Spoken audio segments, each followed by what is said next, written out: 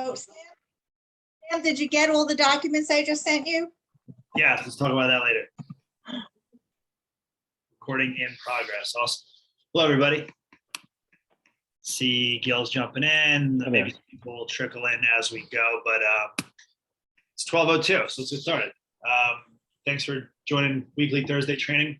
Our guest today, I'm excited to have on and to introduce the whole team, is Joe Astorita. Joe is a real estate attorney with quite a bit of experience, who I've used on a few of my recent deals. Evan Beach, our lender, had known Joe as well. And Joe's office is right here in Red Bank, actually down the street from me. I run by it every once in a while, if I make it that far. And Joe and I, well, we did a few deals together. And when I work with someone who I feel like knows what the hell they're doing, I want to find out more about what they know and what they're good at. So Joe and I met for coffee and got to talking about a whole bunch of stuff and talked a lot about entering and exiting the state, which we obviously have a ton of. We deal with that on both sides with a ton of our clients. So I thought it'd be a great idea for Joe to jump on and share his knowledge with us. I will, Joe, that's a brief introduction of you. If you want to say a little bit more about yourself and your background, jump in and I'll let you take the wheel. Sure. Thanks, Sam. Hi, everybody. Yeah, so a bit about me. I've been practicing a little over 22 years now. I am admitted to practice both in New Jersey and in New York, and I practiced that law in both states, and I have an office in both states, as Sam said, here in Red Bank, and another one in Staten Island. So I have a unique perspective in that I handle a lot of the New York buyers who are coming down here. I handle the sales in New York for them and handle their relocation purchases down here all the time. We do a lot of simultaneous work in our office where we could do everything all in-house. But one of the things Sam and I talked about was perhaps delivering or bringing you guys some of that knowledge and information so you can use it as tools in handling your deals, whether it's a listing for clients who are here and selling in New Jersey, and then particularly if they're leaving the state, you know, what implications are there for them. Maybe I'll give you some tools that you can use in your toolbox on listings.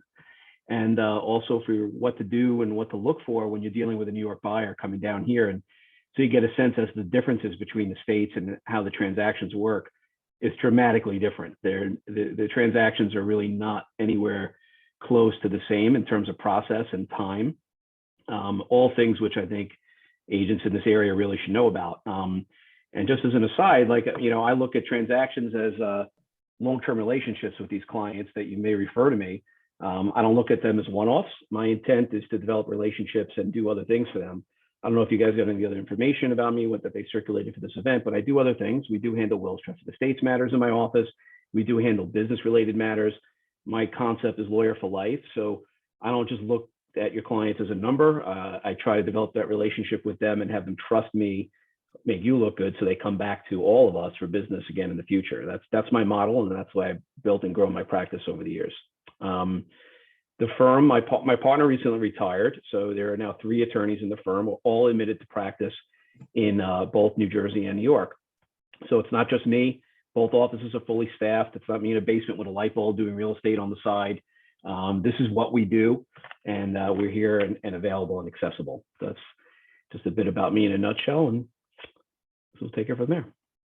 Yeah, it's fantastic. I think a lot of what Joe just said, we hear every Monday. Joe just said, you said attorney for life, right? We do the same thing. We want to be the real estate team for our clients for life, and we get into relationship with them. So a lot of our mindset and our approach to this whole thing align perfectly, which is why we've worked well together so far. Yeah, I think so. It's great to work with like-minded people. Tell us how to handle our Staten Island buyers. We have thousands of them. Gently, no. Staten Island buyers. I mean, the first thing to think about, you know, in dealing with all the New Yorkers coming down, they're coming down the shore. What are they? They're either doing Garden State Quarter or Route 9 Quarter, right? And a lot of them.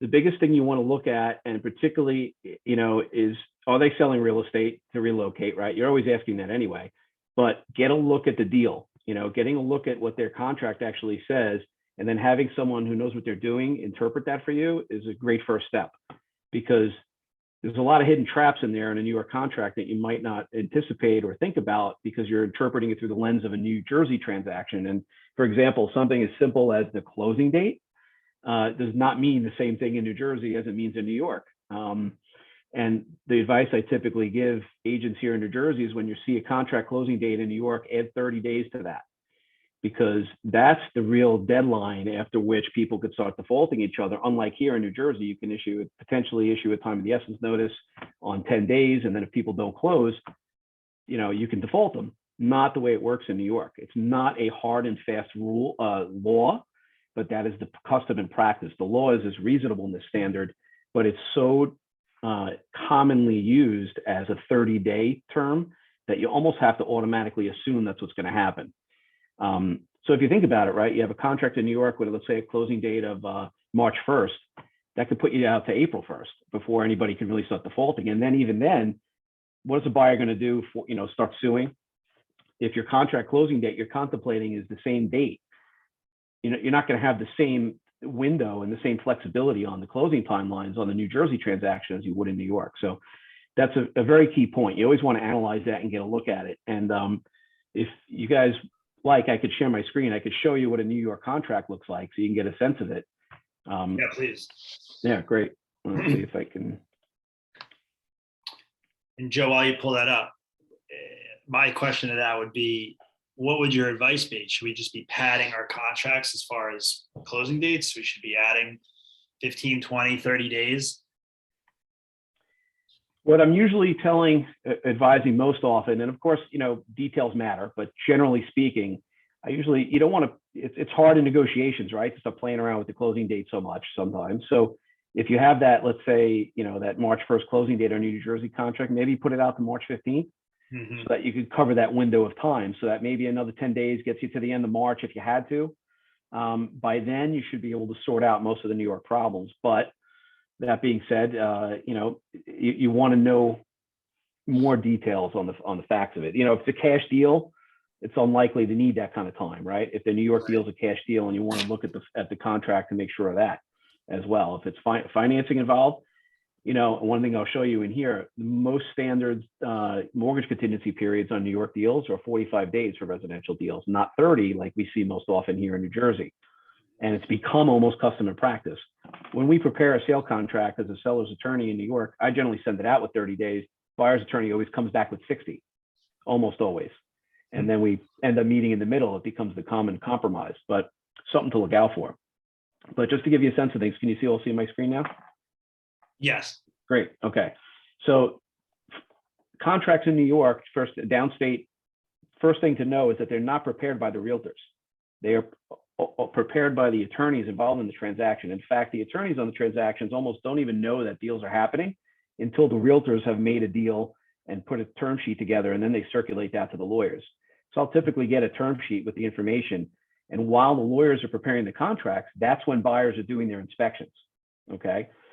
So when you see a New York contract and it's signed already, that's all already happened 99% of the time. So you don't have to worry generally about home inspections happening and them clearing that hurdle and obstacle when you see a signed New York contract that's in place. Unlike like we have, for the most part in New Jersey, inspections are following attorney review, right? And vice versa, Joe. If a buyer tells us that their house in Staten Island is in inspections right now, we need to interpret that means they don't have a signed contract yet? Very likely that's the case, yes. And you can say, oh, I'm doing inspections now. And you talk to me when you have a signed deal in place so I know you're real, because particularly in this market, there could be 10 buyers doing an inspection on a house at the same time. Wow. Because they have a handshake on a deal, and there's 10 buyers, particularly in Staten Island, there is just the inventory is so tight that multiple buyers are still making offers on what few properties there are.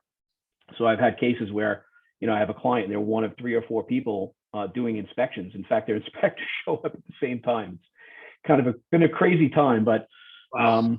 Yeah, that happens. So yeah, if you do hear someone tell you, oh, I'm doing inspections now, say, okay, well, where are you with your contract? Always ask that question and then get a copy of it.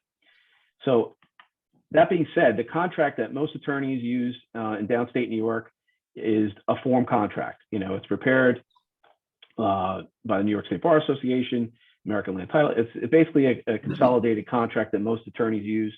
Has pretty standard language, but you'll see in here a whole lot of changes. Now, these big black marks have obviously redacted some, client information, stuff like that. But you'll see like these strike throughs are all over the place, and you'll see lots of additions as you go through it. That's common. That's not a sign of, oh my gosh, let's worry about this. But that's pretty common. But whatever this says in this form contract, you got to take with a grain of salt, because just like attorney review in New Jersey, the riders to the contract is what we use. And I'll fast forward. So this is a sample of a rider that we might use, is what really controls. So you want to look and see in here in the riders what's changed. And in this case, there was only one rider on this deal that I prepared, and that we edited and incorporated our changes in here. But most often you'll see another buyer's rider attached to contract. So you literally have to go through every single one and make sure nothing's conflicting and what is controlling.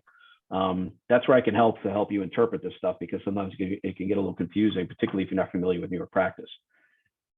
But to give you an example, you'll always see in the standard New York form of contract, paragraph 8 has the mortgage contingency clause. So you'll see here, I originally prepared it as 30 days. They came back, we agreed at 45. That's almost always going to be the case. Mhm. All right. Then if you look to the rider, every seller's attorney is going to further modify the form contract with a financing contingency of their own that adds additional terms. I know I'm kind of cruising through this, but here you go. No, it's okay. So you'll see something that'll say financing contingency and mortgage contingency, and then you want to see that. And this one, of course, was edited as well. Again, you'll see in this one, it's got 30, it was 30, changed to 45 days. You know, all these little changes, caveats, asterisks, you got to check it out. One thing you're going to come across a lot is that many attorneys in New York don't do this using Adobe editors or other editors when they're negotiating these contracts. It's almost entirely by hand very often. So sometimes just interpreting the chicken scratch is like a feat of its own, but you definitely want to get through it to make sure what you're looking at is what your buyer is telling you is real, because sometimes they might not even know, they're misinterpreting it. You always want to go back to the documents themselves. Mhm. All right. Same thing with our closing date. I'm going to find that for you. Let's see, where were we? There's 8. Scroll down. I'm going to talk about certificates of occupancy in a second. Here's your closing date. This is paragraph 15 of the form contract, is always going to have that in there. And it's going to say what office we're going to close at, on or about date. So that on or about is the actionable language that we were talking about before. That's going to kick in and give that window, that reasonable window to not close on that date. All right. So like New Jersey, it's not set in stone. It is flexible, but this is way more flexible than you're used to on the New Jersey side of transactions. And so you want to keep that. And again, just like this, there will be a closing date paragraph very often in the riders. You want to look through and make sure that matches up. The riders will control. So even if it says this here and it says August 1st in the riders, that's what's going to control the deal. Something to think about. In this case, it was a 2-family property. And I get often, well, what about certificate of occupancy and all that kind of stuff? So within most of the deals I work on, I do practice throughout the state, but most of the downstate practice I do are from deals within the 5 boroughs of New York City. So the certificate of occupancy run by the building department there, they don't issue a new one every single time you sell a property. Not like most municipalities here. They don't have to go through and re-inspect. That process doesn't exist. The only issue that would come up with COs is if there are pending violations against the property for work that was done, and all that's, you find that in your title searches and your searches that you normally would do. But so you don't have to worry about asking a buyer about, well, do you have repairs you have to make to get your CO? That's very unlikely to be a problem. There might be other issues that come up, violations and things like that, which they won't know until someone pulls a title search or somebody actually goes to the websites and pulls all that information. So that's a little different. Just something else to think about there. But those are the big pitfalls on New York transactions, so that you always want to take a look at. So if you get a New York buyer, even if it's a deal that I'm not on, I always want to be a resource to you and your team. So you can forward me a contract, say, hey, Joe, can you get a look at this and tell me, is this real? The buyer's telling me this. Is this true or not? And I can kind of give you the straight dope as to what's going on with that deal. If they're Staten Island based, I probably know the attorney because we've crossed paths 100 times one way or another over the years. And, I can also potentially give a call in to find out what's really going on behind the scenes sometimes. One thing you're going to find very different also for New York and New Jersey practice, New York agents generally are not anywhere near as involved on the transactions as you guys are, and really should be, in my opinion. New York agents do a lot of the work that they perform before the deal comes to fruition, like we talked about. Once that contract is done, they don't have to get COs, they don't have to arrange for inspections, they don't have to do any of that stuff. So they generally take much further of a back seat. I prefer to work with agents who are much more involved and want to be around and have that relationship with their clients and be a resource to them. So just as a practice tip, when you're calling, you're trying to reach the agent on a New York transaction about what's going on, you might not hear back. And the other problem I hear agents in New Jersey complain about all the time, I'm trying to reach the attorney handling the New York deal and I can't get him on the phone, or they got on the phone and says, I don't talk to realtors, and hang up on me. Unfortunately, that happens all the time. I don't do that, but for whatever reason, New York attorneys don't want to talk to New Jersey realtors. Go figure. But just something to think about. I could potentially help you bridge that gap in those situations as well. Yeah, Joe, the way I read all of this is obviously none of us are going to become experts on New York contracts. So it's who's going to help us out and who's going to give us a straight answer. I think we all know that our buyers are not going to give us straight answers. And it seems like they're probably not even going to know, what they'll say, oh, I'm closing on the 21st. That could be right or that could be wrong. We have no idea. So I think for us here, everyone on the team and everyone on the call, is that you just need to hear these trigger words. I'm selling a place in Brooklyn. My house is under contract in Staten Island. We just finished inspections. That should just be your cue to say, great, I'd love to see I need you to send me a copy of your contract with riders included, right? And then we could take a look at it. But really, it's going to be, we want to talk to someone who can help us. And it's not going to be their attorney or their agents, most likely. Yeah, unfortunately, that's the case. But listen, I could be available always to interpret this stuff for you. That's not a problem at all. And, you're free. Please, you have my cell phone number, Sam. Please, distribute that to your team. That's 24/7. It's the modern age. Like, we all have one of these. I don't know if you can see that. Yeah. I mean, how you're not able to get in touch with the lawyers handling your deals this day and age, I don't understand, but that's part of what we do here. One more thing I wanted to show you from this deal. It comes up occasionally in New Jersey, but it's extremely common in New York. This option to remain in possession. You'll almost always see this in a rider to a real estate contract prepared by an attorney in New York for their client to remain in possession post-closing. Now, this comes up sometimes in closings in New Jersey, simultaneous deals, but it's pretty rare, and it's definitely not the standard, right? And when it does come up, it's a big deal for us to try to negotiate sometimes. But this is in almost every real estate contract where a New York seller has the right to stay in possession of the property post-closing for at least up to 5 days, sometimes negotiated. In this case, my original drafting was 7. We agreed on 5. The escrow we're going to hold is going to be $5,000, which quite honestly is a little high for this period of time on New York deals. Most often it's maybe about $3,500, but this was a 2-family property, so it was a little different, but something else to look at. So when you're organizing those closing dates, whether or not your New York buyer has the ability to stay there for a couple of days, so they're not pushing and say, no, I need to close and move same day. You could always go back to this and say, hey, wait a minute, you could stay there for a couple of days post-closing, close both deals, schedule the movers the day after, take your time. And sometimes that helps with flexibility on getting things closed and making the deals run a lot smoother when you're dealing with multi-state deals. So when you say stay in possession, meaning they stay there, they can live there for another 5, 6, 7 days. Yep. So they'll be able to stay in possession. Generally speaking, the seller carries the carrying charges on the property for those days. So they reimburse the buyer as an apportionment at the closing table for the interest on their mortgage for those couple of days, the real estate taxes, the water and sewer, and so on. Everybody maintains their own insurance. We would generally have a separate agreement signed at the closing table that incorporates these terms as well. And that's how we end up doing it most often on New Jersey when we need it, but it's definitely not a standard practice, right? It does not occur on you won't see this in every single attorney review letter that you'll see on transactions in New Jersey at all. It's pretty rare. But that's a scoop. So, I mean, those are the main differences. The biggest takeaways, you always want to think about closing dates, and the finance contingency. What do those mean? So if you do have questions about that, whether they're on the contract, number one, where they are with the inspections, that'll give you an indicator, as Sam mentioned, and then what the closing dates are. And that'll help you juggle, a much smoother timeline for closing both deals and see if that buyer would work for your seller. Joe, I don't know if it's something you're going to cover, then just tell me that. But if if we are speaking with a buyer and they're looking, we'll help people figure out a net sometimes, right? We'll do like a seller net sheet and they want to know, well, I'm paying this and this, these are my commissions, this is what my buying power is. Are New Yorkers paying an exit tax when they're coming into New Jersey? Well, I'll get to the New Jersey exit tax in a minute, but like New Jersey's exit tax, it's really not an exit so much as an additional tax as it is a requirement to pay your estimated capital gains at time of sale. So yes, generally, if you're not a state resident, most states, and New Jersey does this as well, require that you pay an estimated capital gains on the transaction at the time of closing. So because they don't want you right? They don't want you moving out of state and disappearing and not filing your income tax return to pick up the gain on your transaction. Because I'm out of here, I'm moving to Florida, I'm moving to, I'm gone.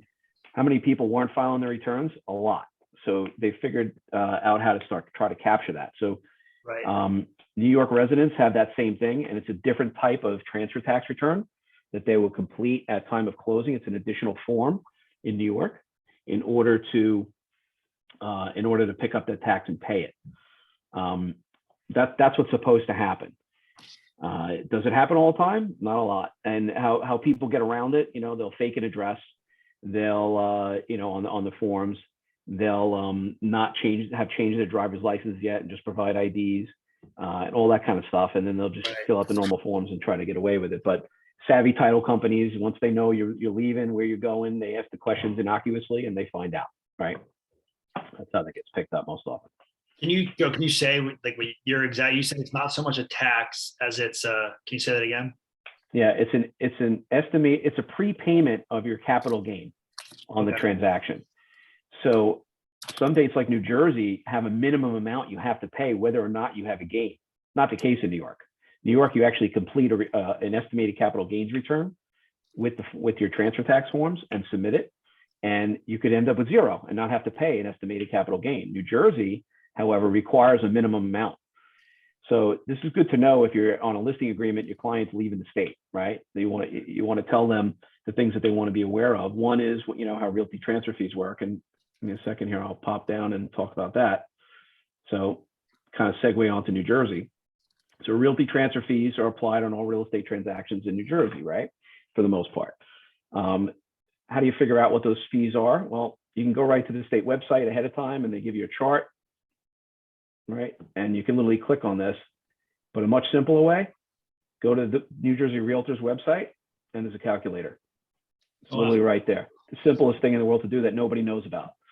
You can literally, while you're sitting there on the listing, with your client, you could tell them, hey, this is what you're going to pay in the New Jersey Realty transfer fee unless you have an exemption. So exemptions are for senior citizens, blind persons, disabled person, and certain types of properties. And this calculator doesn't give you the exemption on it. But if you want to take a look, the complicated way to see what the exemption is, you can go to the state chart if they qualify. And let's say it's a $500,000 sale. You click that chart, you go to the sales price range. So you'd scroll way down for 500 on this. Let's say at 500,000, we'll get there. Here you go. So at 500,000, this is with no exemption what the transfer tax would be, right? This much, but with the exemption, it's a big difference. Couple thousand bucks potentially for a 65-year-old retiree. That's a lot of money. So something to know that most people aren't telling their clients when they're taking listings. So that's an extra tool you could use for them. Now, what happens in New Jersey,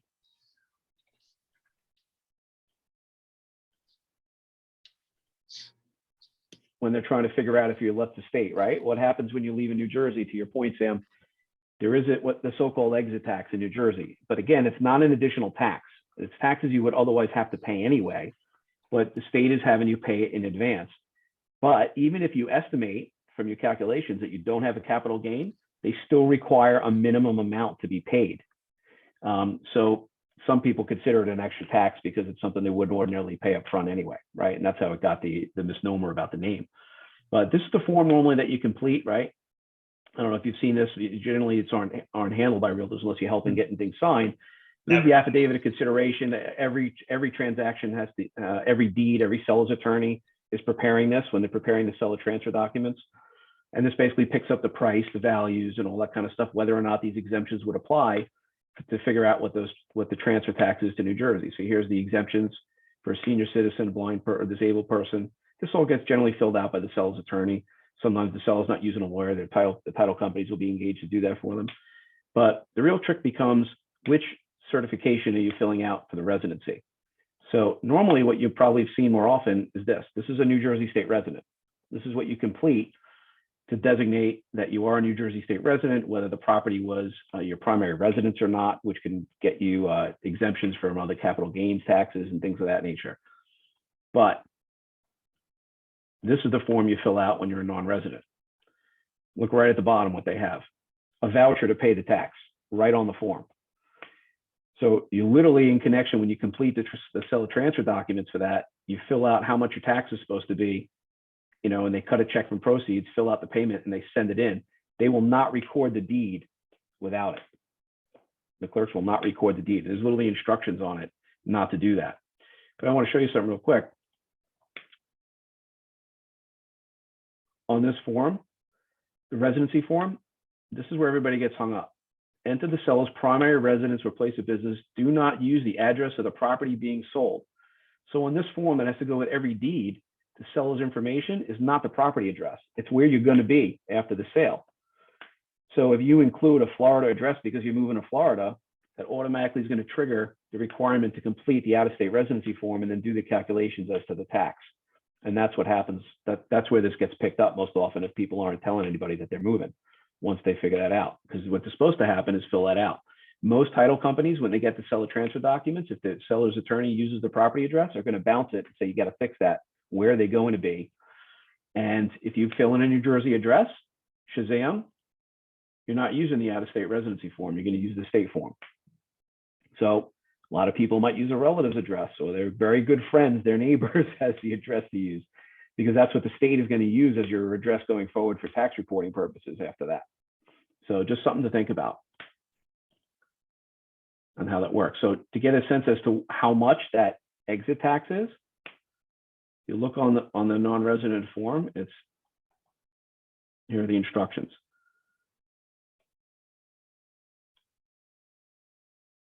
There you go. I don't know if you can see that. I'll try to zoom it in a bit. So they take the gain of the sale by the highest gross income tax rate. Now this adjusts as the rates change, but assume that not much. Let's say you do the calculations and you have no gain, you know, guess what? They still want 2% at least of the total sales price as the amount. So a $500,000 sale, $1,000, right? Or was it $1,000? Yeah. So you can run, but you can't hide, right? That's the way they're looking at this now. And the state's looking for money on the rocks. They're actively looking to enforce this type of stuff. So this is where it all comes up. So a great way to tell your clients when you go on those listings, for where are you moving, what are you doing, what are your plans, find that all out, not only for your own knowledge, but so you could also maybe advise them on what to expect going forward. That might factor into their math when they're thinking about their sales pricing and their negotiation, their selling power, and something to think about when you're negotiating their deals as well. Plus, they'll also look at you a little different. This is a great amount of knowledge to bring to the table that most realtors aren't providing, for sure. Yeah, no one's providing it. Absolutely. Mm-hmm. You kind of answered when you say you can run, but you can't hide, Joe. My anticipation is that we'll get that question. We'll get like, I'm not doing that. Or like, how do I get around that? Our answer to that question is, you're supposed to pay it. That's the right answer. And the other way is, it's all going to be indicated by what you put down on the forms that you're swearing to is accurate, what your address is going to be. And they're also going to ask for your ID. You know, title companies, when you're getting things notarized, you need to provide your identification. If you've already changed your driver's license to Florida or South Carolina, guess what? You know, you're busted, right? Yeah. So something else to think about. But, you know, I get that question all the time. How do I get around this? How do I get around this? You know, it's a tricky question to answer. The first answer I always give is, listen, you have to pay the tax. That's the law. You don't want to do it, you can talk to your accountant about the advice about how to go about estimating this, but you're going to have to pay that 2%. Now, the next question we get all the time is, well, how do we get that money back if I didn't have a gain? The answer is when you file your income tax returns for the New Jersey as a non-resident filer, right? for the in the calendar year for the tax year after the year you've sold in. So if you sold in 2021, you file by what is it, April 15th or April 18th. You make that filing. There's a form that you actually complete and submit with your return to request a refund of any payments that weren't required, and you literally send that in with your returns. Anybody who's got a CPA or an accountant handling it should very easily be able to handle that form. Joe Oz, you got a hand up? I did. Joe, thanks for being here, man. This is I've heard some really great things about you from everyone in Monmouth County. So it's glad you're here. Yeah, I was gonna say, man, that's like I love that stuff. So like when I was the sellers, at the listing appointment, like the seller, they're at the point where they're like they're smart. Most consumers are smart enough to interview 2 or 3 agents, I hope, at this point, right? And which I loved, right? Like, please interview me, because the person with the most knowledge is going to win, right? And I learned early on that no realtors knew what an exit tax was. They never even heard of it, and they didn't know what it was, right? I remember the first time when I was buying my first house, it was like 2005. I had a realtor. I was not a real estate agent, and I asked the agent, I'm like, oh, what are the closing costs on this house? And she's like, oh, they're the closing costs. And I was like, yeah, but what are they? And this woman's still a realtor. She sells a lot of houses. She could not tell me what closing costs were. And I remembered when I became a realtor, I was like, wait, I just remember, that thing, like people don't remember what you said. They remember how you made them feel. Right. And I was like, well, why would I buy I just made me feel really horrible. I'm like, why would I buy a house if I don't know what it's going to cost? And then the same thing happened at the listing table, and people would say, hey, Joe, what is it going to cost me to sell my house? And, we have a net sheet in Orange County, California. Like in other parts of the country, have net sheets, and people sit there and you'll do it with the consumer. And what I realized was when I was going on these appointments, if I just knew what the exit tax was and I can answer that question, and I can answer all the other questions, like if I knew what my attorney cost, if I knew what the transfer tax, if I knew all these things, I could talk about it. One, they're going to use me, right? Because I'm going to be more like exactly what Joe just said, right? And so like that script that Sam put here in the chat is perfect. Like everyone should write that down, tattoo it on your face, whatever. That's what you say. And I would say and I would always ask, like, hey, are you guys interviewing more than one agent? I'd be like, cool. Ask them what the exit tax is and how it works, please. And then call me when you're ready to sign the contract. That's all I got. Love that. Yeah, it's good stuff. It happens all the time. But yeah, just, real quick ways. You can do that quick calculation, even for the transfer taxes. It's real simple. But like you said, most agents aren't doing this, and it'll definitely give you a leg up in having those conversations. Agreed. But does anybody have questions?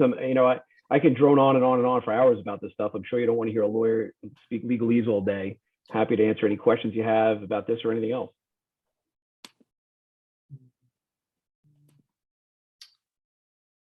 Shy bunch. Yeah. I've already asked a bunch of mine, but I'll fire a couple more out there.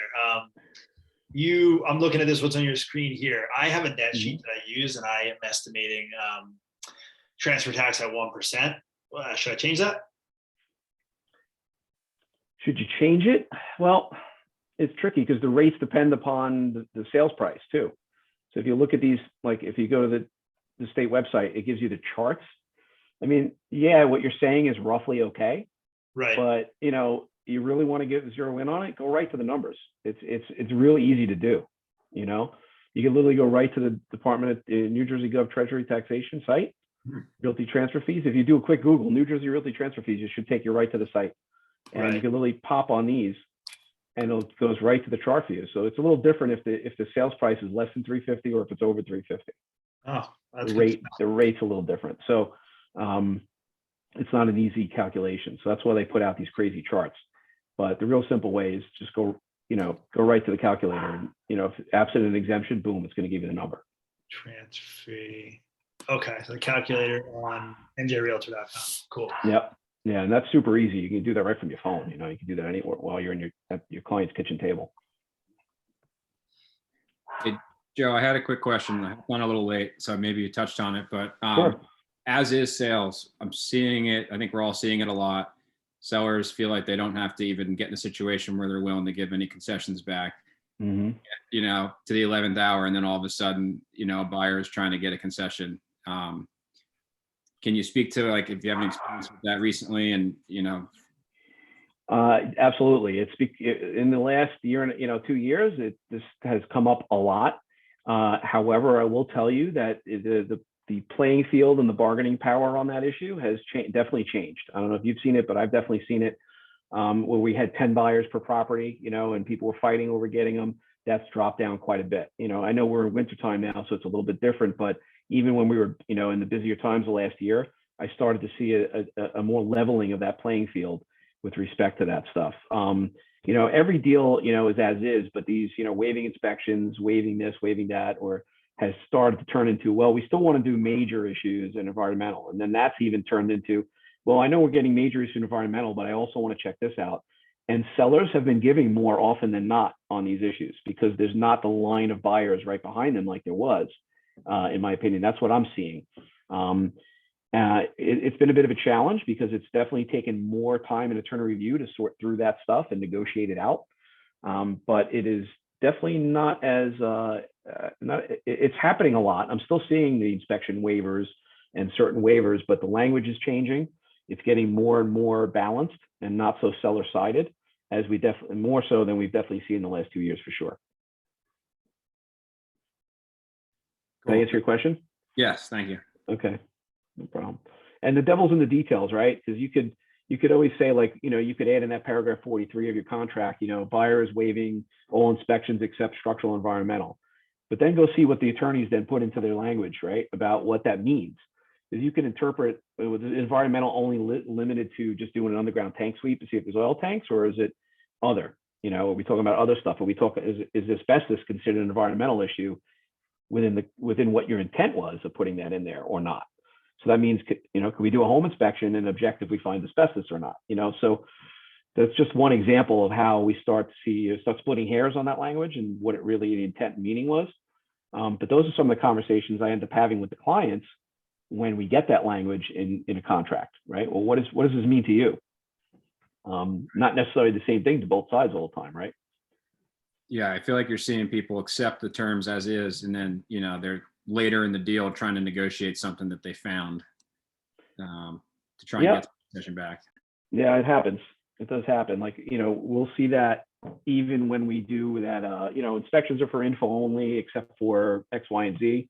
And then we get the inspection. Even my clients will come back and say, well, I need to fix this and that. And then we have to have that hard conversation. Well, remember, this contract doesn't allow you to object to these issues, although you can check them out, with your inspection. And, then sometimes they come back, yeah, you're right. Okay. Sometimes they get angry. Well, nobody told me this. Well, you made it through your realtors, you made it through, you signed the contract, you made it through your attorney's explanation of it, you made it through attorney review, and now you forgot all that. So we have to kind of hold their hand and walk them through it all. And sometimes clients will just insist upon doing it anyway. At the end of the day, I have to advocate for them, whatever the deal says, right? And I just have to give them the advice and try to guide them in the right direction, but they're making the decisions ultimately.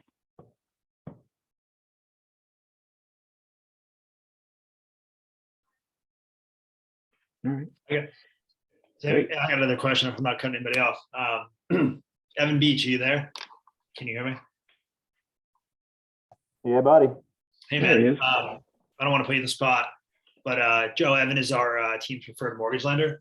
Evan, I'm just curious, have you seen anything like with these New York contracts that are, buyers are coming in from Staten Island or Brooklyn? Have you seen closings get blown up by, this 30-day delay on sales, or have you seen any sort of issues that we should look out for if we have buyers who are buying contingent upon their sales in New York? Nice to meet you, Joe. How you doing? Oh, I forgot you guys know each other. Sorry. Yeah, Joe's the man. He's my go-to attorney wise. He's awesome. Obviously, he's super knowledgeable, and my joke is that Joe's biggest attribute is that he picks up the phone, which is huge in that arena. But to answer your question, not so much. I mean, I think it's more about managing expectations for people that may be coming from New York or wherever they're coming from. And that starts with them having conversations with hopefully a knowledgeable seller's agent and their attorney. Hopefully it's Joe that can coach them through that. But not a ton.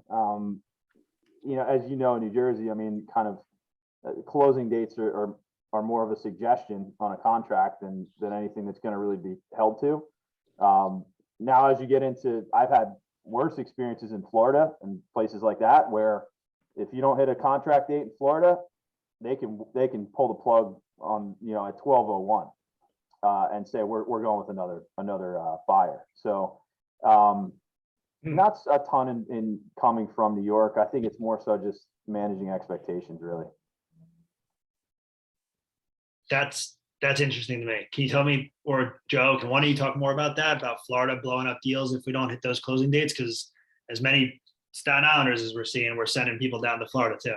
Yeah, I mean, I've had deals die before in Florida, purchases where I mean, they're strict on the and I shouldn't say it's like an automatic thing, but if you have a jumpy seller that doesn't, wasn't completely sold on the process to begin with, and they're looking for a reason to get out of it, or if they think they have a higher offer and you don't hit the closing date in Florida, I mean, they can literally just say, we're out of this. Whereas in New Jersey, and I'll let Joe speak to the legalities of it, but I mean, they got to go through a process. They got to file time of the essence and so on and so forth. Mm-hmm. And even at that point, they're going to give you, 10 days from that point. So in Florida, it's more so just like it can be cutthroat, but again, it depends on the seller. I mean, is it a logical seller going to blow up a transaction because you're telling them you got to push it back 2 days because you're waiting on something from title, which again is most of the time what the case is. It's normally never on us. We can have clear to closes a week prior. I just had a deal that was closing yesterday, had a clear to close a week ahead of time, and we were waiting on something from title yesterday morning. So, it's all relative. Yeah, that's all good points. I mean, think about a series of transactions, right? Let's say it's originating with someone who lives in New York and is selling a property there and is buying a property here in New Jersey from your client who is selling and relocating to Florida. Dramatic differences in how closing dates work in all three states. So, knowing what that is ahead of time, and then rather than juggling it all at the last minute as a fire drill, invaluable. Absolutely. Yeah, I've been written down here. I can't believe that this hasn't blown up in my face yet. Like that, none of this has happened that I've seen, and maybe other people on the call have had issues, but I haven't seen it happen yet. I'm just shocked because I've probably been told 500 times by a buyer from Brooklyn or Staten Island or something like, oh yeah, we're selling our house, we're going to be good, and it's yet to explode, but it's good to know about it. And it's like Joe said, it's like we just need to like Joel said, we just need to be able to speak to these things ahead of time and get ahead of it and share it with people and set expectation. And we're just going to be talking about things that no other agents are going to talk about. Yeah. One thing that Joe also said, which I try to stress in my practice, clients remember how they feel, not necessarily exactly what you said. If they're feeling that stressed out through an entire transaction, or as you get to closing dates and that's all they remember was the stress and the hardships of it, then that's the lasting impression they're going to have. But if it's smooth, and even if you get to the speed bumps and you're dealing with it because you have that knowledge ahead of time and you had those issues off, that's what they're going to remember, and remember how easy everything was. And that's how I built my practice. That's how I have people come back, and how I've helped agents. And I would love to help you guys, and I'm always want to be a resource for you. So like I said, whether I'm on a deal or not, I'm just going to post my contact info here and my cell phone number. Feel free to reach out anytime. Hugely helpful, Joe. Appreciate that. We have 15 minutes left. If anybody has any questions, any thoughts, maybe Joe, Oz, you want to step in and do some ahas or something? Yeah, I think my biggest aha was just that the transfer fee, and yeah, I love that, man. I love being able to talk about it, like being knowledgeable, because I think like I said, man, in real estate, in this field that we're in, man, there's a very low barrier of entry, right? Like Evan Beach made fun of me once because real estate licenses were on Groupon, I think, and he teased me, sent me the screenshot, and guess what? He's not wrong. So knowledge is power more than ever. If you want to, everyone's got a real estate license, right? Because it's super easy to get. Not many people use them or know how to use them. So the more knowledge that you can have, and I think it's really, really cool that we can, what I really love, Evan said about Joe, like you can pick up the phone and call the guy, right? So a lot of times, that's who we work with, right? Like on our allied resource part, part of this thing, and also for the consumer, right? Like we do business because we get into a relationship with people. And so it sounds like Joe's the same type of person. So like when you're stuck, like people want the consumer, it's a challenging market, right? And the consumer wants to work with the person that has the resources. Be a resource. And also don't, there's a saying, I'm a professional, which means I know what I know what I don't know, and I know the difference. And it sounds like it's okay to say no sometimes, but what's really cool is to say, hey, you know what? I don't really, that's a great question. And I'm not the professional on that one, but the good news is one of my partners is, and I can get that person on the phone. What's better for you, 2 or 3, right? I'm sure Joe doesn't want you blowing up his cell phone when he's in the middle of a closing, but like, I'm sure like he can probably, does that sound right, Joe? Like we can kind of come to you with stuff and be a better resource for the consumer, right? Who might be confused or stressed out or whatever, scared, all those things. Absolutely. And like I said, whether I'm on the deal or not, I'm happy to be a resource to you, your team, help you grow your businesses and, add value to you and your practices, and ultimately help your clients, because then they keep coming back. So that's what we want to do. Yeah, that's the aha, man. Having allied resources that are available to you and want to help, right? And make it about that's what we are. We just make it about we make it about the other person, whether it's the consumer or someone on our real estate team. Like it's about, let's help this other, let's see how we can help. So that's my aha. And I really thank you for being here, Joe. That was great. Anyone else? There's a lot of new agents. Mark Gilmartin, that was a great question. Jill has a question. Hi, Joe. Great conversation, by the way. It's very interesting, and definitely something to keep in mind with all these New York buyers. But what I found,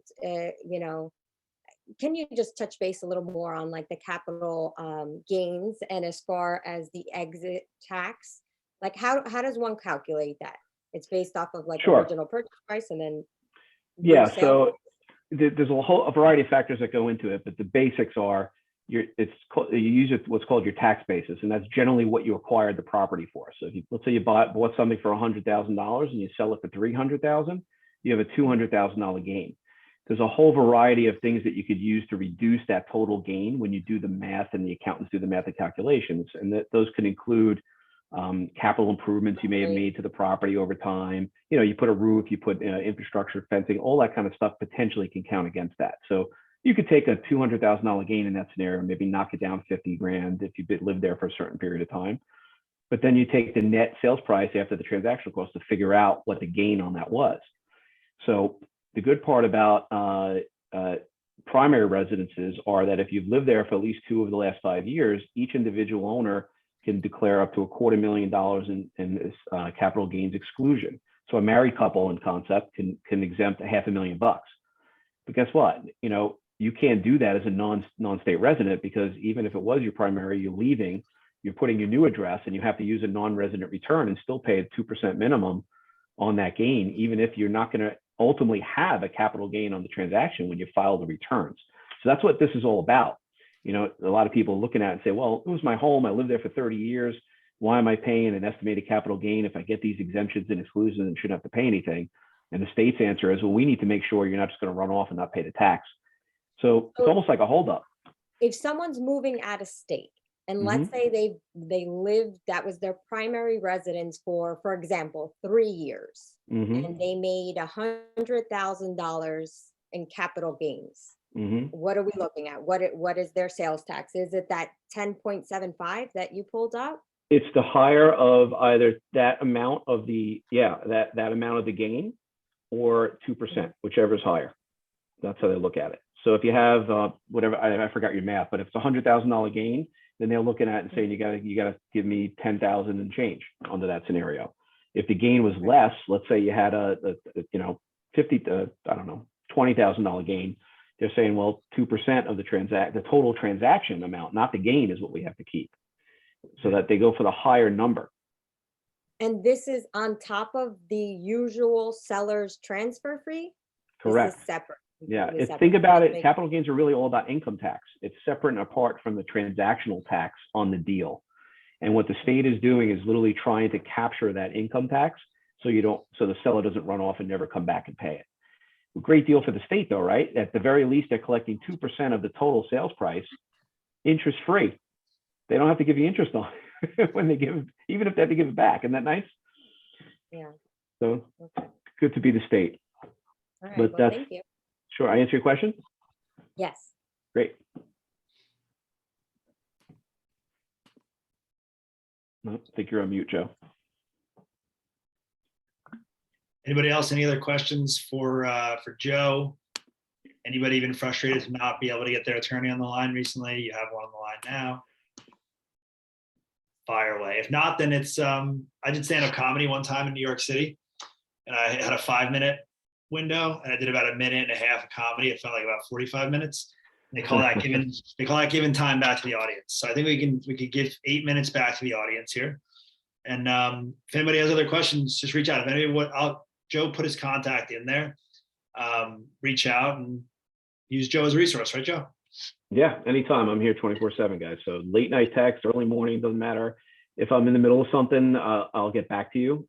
You'll always hear from me within 24 hours. And if I don't, it's something odd has happened. It's not my practice. So, I'm here for you when you need me. Awesome. Thank you again. Thanks a lot. Hugely helpful. Thanks, Joe. Thank you. You got it. Appreciate it. Thanks, Sam. Pleasure. Thanks, All right, guys. everybody. Take care.